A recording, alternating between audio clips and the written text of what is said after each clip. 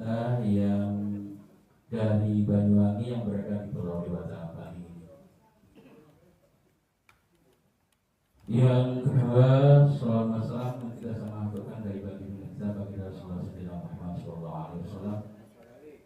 Bapak Ibu yang saya hormati, sengaja kami mengadakan rapat kerja yang kedua ini yang sudah tertunda, sudah ketiga kalinya ditunda-tunda karena berbarengan dengan acara yang lain. Alhamdulillah di akhir bulan November ini kita bisa melaksanakan rapat kerja dalam rangka untuk lebih mengoptimalkan lagi kinerja pengurus khususnya yang ada di Badung, dan kami sangat berharap nanti Bapak Ketum, Bapak Waketum dan Bapak Mas Sekjen untuk bisa memberikan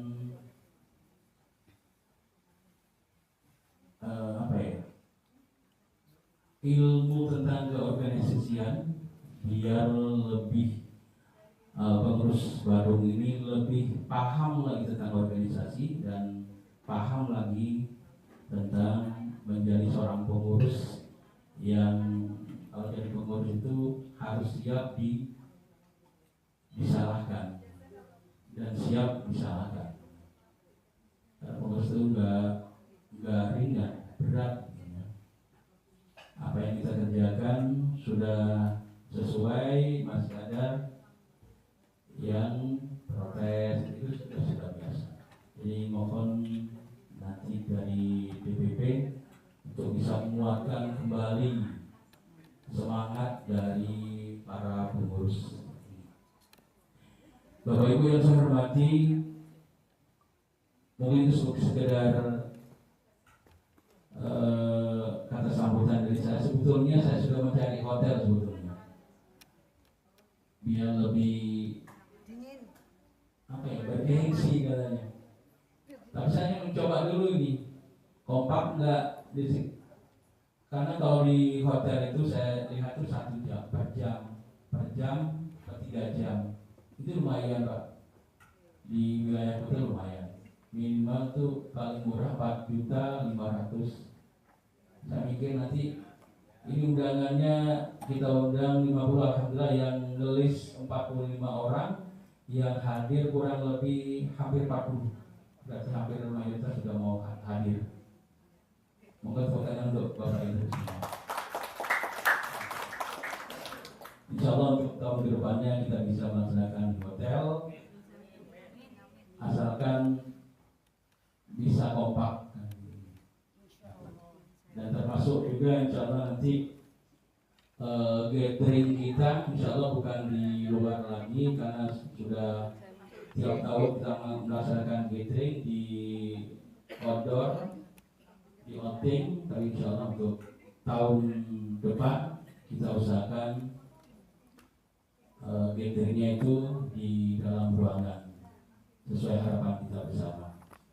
Dan saya juga berharap sebetulnya di tahun ini ingin mengapresiasi kepada DPP, khususnya Bapak Ketum, Bapak Agustinus Wijaya sebagai mentor saya yang memberikan pelajaran bagi saya bagaimana menjadi ketua itu untuk bisa mengolah emosi ya. Kalau Pak Ketum sangat pandai mengolah emosi. Kalau saya nggak bisa, sampai sekarang masih belum.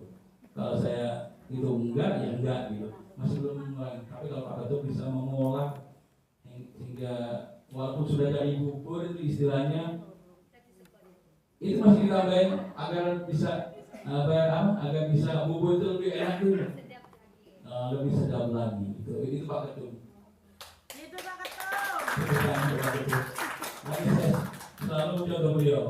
Mohon maaf Pak Ketum, kalau di kawan di Badung saya selalu menyebutkan atas nama Pak Ketum. Kalau udah Pak Ketum yang bilang, semua nurut Pak Ketum. Kalau saya yang bilang nggak mau nurut gitu. Tapi kalau sudah ini katanya Pak Ketum, maka pengurus-pengurus baru itu menurut. Jadi mohon maaf selalu dipakai untuk hal-hal yang baik lah, untuk lebih memberikan semangat lagi kepada pengurus baru. Dan sebetulnya di tahun ini juga saya ingin mengapresiasikan kepada DPP, tapi Tuhan berkehendak lain di acara Muhibah Budaya Banyuwangi sudah terencana tanggal 22 sebetulnya. 19 saya minta tanggal 22, beliau sanggup, tapi ada hal-hal yang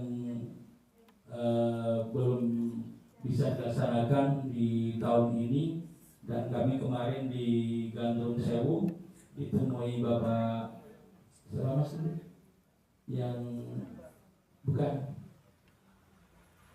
yang Bapak Sidik ya sama yang menemani waktu di salon, Pak Rofik ya, Pak Rofik di tempat dia. Beliau menemui saya 2 kali waktu itu. Pertama mohon maaf karena keterbatasan tempat sehingga nggak bisa menghormati semua tamu katanya. Terus yang kedua dia balik lagi waktu saya pulang itu, tenang Pak Ridwan, insya Allah nanti di Badung jadi untuk Muhibah Kebudayaan. Siapa? Kalau Badung sudah siap, tempatnya sudah saya carikan gitu. Inginnya saya mengapresiasi kepengurusan Pak Ketum, karena tahun depan insya Allah kami Pak Ketum dan pengurus DPP kurang lebih bulan 5 bulan 6 sudah pernah tugas. Jadi sebetulnya ingin memberikan sesuatu yang lebih baik kepada Pak Ketum, tapi Tuhan berkehendak lain. Mudah-mudahan di sisa kepengurusan Pak Ketum yang luar biasa, bukan perkara enteng, karena Pak Ketum diberi tugas untuk membentuk cabang-cabang di seluruh Bali itu sudah tinggal dua cabang yang masih belum dilantik dan di SK-kan, tinggal Buleleng sama Karangasem. Kita doakan mudah-mudahan di sisa kepengurusan beliau bisa terlaksana. Semua cabang di Pulau Bali sudah terbentuk di Kawangi Dewata Bali, cabang-cabang. Tepuk tangan untuk Pak Ketum.